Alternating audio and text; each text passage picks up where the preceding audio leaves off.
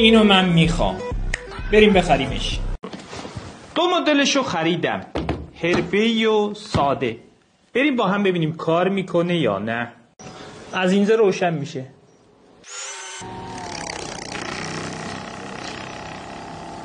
خب بیاین روی گوش تست کنیم.